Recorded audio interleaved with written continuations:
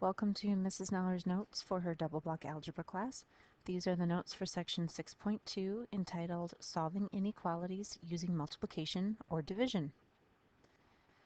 And today we're going to solve and graph one-step inequalities that have multiplication or division in them. So just like the previous notes from section 6.1, when you're solving an inequality that has one step basically to it, you're either going to undo addition with subtraction or undo subtraction with addition. When you do that, you don't have to worry about changing the inequality sign. But today we're going to talk about the multiplication and the division. And to undo multiplication, you divide, and to undo division, you multiply. So when you're multiplying or dividing by a positive number, you don't have to worry about changing the inequality sign. But when you multiply or divide by a negative number, you have to change the inequality sign. And that means you have to go from a less than to a greater than, or you have to go from a greater than to a less than. You just have to flip it. Now we'll still be using solid circles or open circles, depending on whether or not our answer is just the inequality, or if it also has that equal to. Remember, if it has the less than or equal to, or greater than or equal to, we're going to use a solid circle because that means that that number is part of our solution. If it's just less than or just greater than, we're going to use an open circle because that means that that number is not part of our solution. Okay, so for example 1, we're going to solve these inequalities and we're going to graph them on a number line, just like we did in section 6.1. And for part A, we have 3x is less than or equal to 18. So to get the x by itself, I have to divide both sides by 3. So x is going to be less than or equal to 6. Because I was dividing by a positive 3, I don't have to flip my inequality sign. I get to keep it a less than or equal to. If I was dividing by a negative 3, then this would be a greater than or equal to. So when I graph on my number line, I'll put 6 and 7 and 5. Remember, we need one number and then a number above it and below it. Since it's less than or equal to, I'm going to shade and make it a solid circle. And then I'm going to shade less than everything below 6. Okay, for part B now, to solve for y, I have to divide by a negative 5. So now that I'm dividing by a negative 5, I have to flip my inequality sign around. And I'm actually going to write it negative 3 over 5. I'm going to put the negative up in the numerator. Now sometimes you do get fractions or decimals for answers, and you can graph them on a number line. The best way to do that is to put the whole numbers that the fraction or decimal is between. So negative 3/5, that's going to be between 0 and negative 1. And then you'll want some other numbers as well. But negative 3/5 would probably be right about here. So I'll label it negative 3/5. And since it's a less than, I'm going to have an open circle, and then I'm going to shade less than it, shade to the right, or to the left. Remember the arrow's pointing in that direction, so that's the way I'm going to shade. I'm going to shade to the left.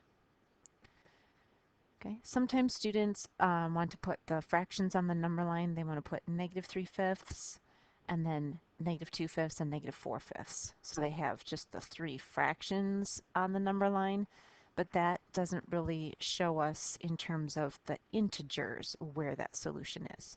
So the best way to graph a fraction or decimal is to put it between the whole integers that it would be between on the number line.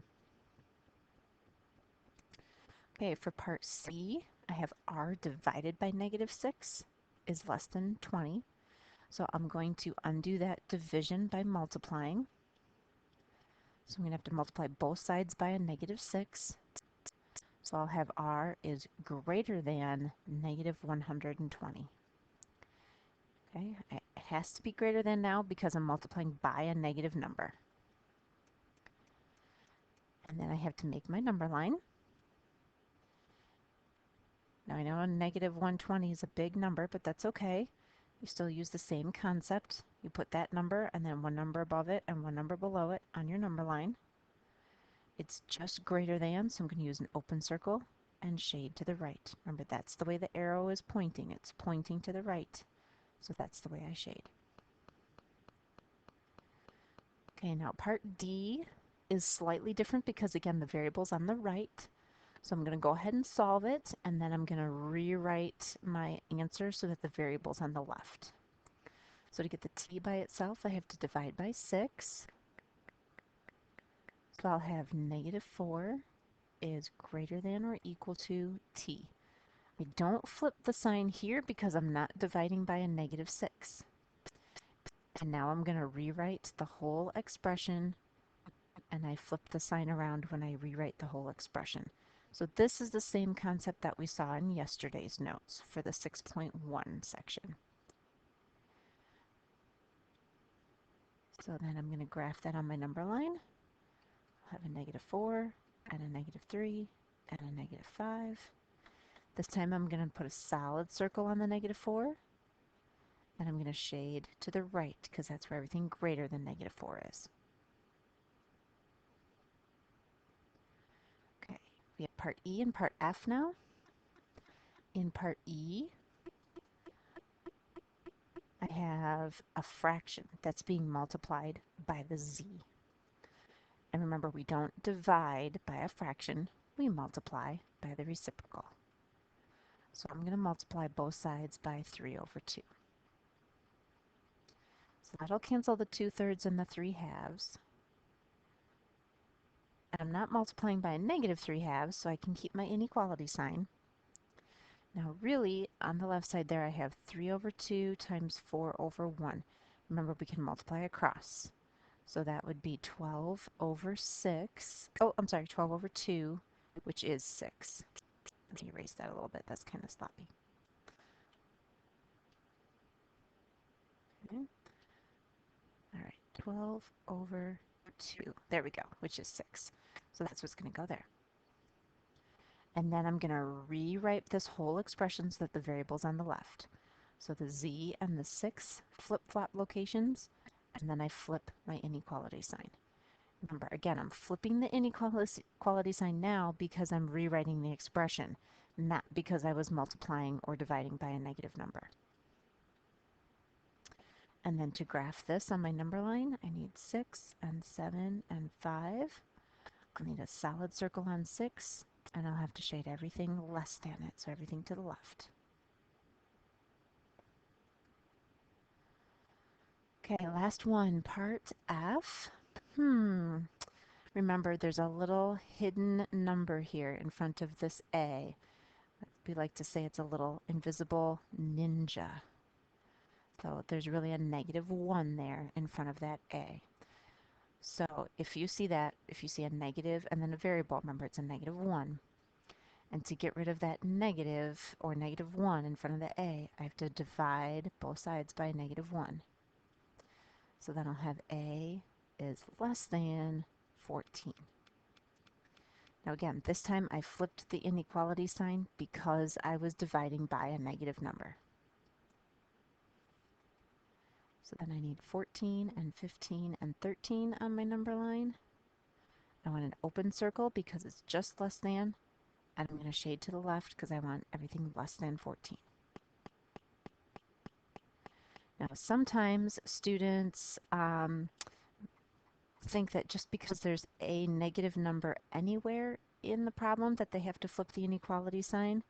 So sometimes students might have a -14 being divided by a +1, and they still flip the inequality sign because they think it's the negative in the 14. Remember, it's the number that you're dividing by. If that number is negative, then you flip the inequality sign. Okay, one last example. This is a word problem. So we're going to read through this and write our inequality, and then we'll solve it and graph it. Every text message you send from your cell phone costs 5 cents. If your text messaging bill is more than $25, you get your cell phone taken away. Write and solve an inequality to determine the most text messages you can send without getting in trouble. Now, this problem might be slightly outdated since there are way more affordable unlimited texting options now for cell phones. But let's just say that for whatever reason, this is your situation. Okay? You have a limit put on you and you can't text more than $25 worth of text messages. Okay? So if we have to write an inequality, because every text message you send costs 5 cents. So every message is 5 cents. So 5 cents per message. So that would be 0.05 times X. Now your bill cannot be any more than $25. If you go over that $25, you get in trouble. Okay, so we want to be less than or equal to $25. Now it doesn't really say what happens if you hit the $25 mark. It just says if you go over $25, you get your cell phone taken away. So even if you got two $25, your parents might say, okay, that's all right, but you can't go beyond that. So that's why we need the less than or equal to. So now we just have to solve this for x. So I'm going to divide by 0.05. I'm not dividing by a negative term, so I don't have to worry about flipping my inequality sign. And 25 divided by 0.05 is 500. So you can send less than or equal to 500 text messages. So 500 texts or less. That's a lot of text messages. And if we want to graph that, we could have 500 and then 501 and then 499. We would need a solid circle, and then we want everything shaded to the left. We want to stay below 500.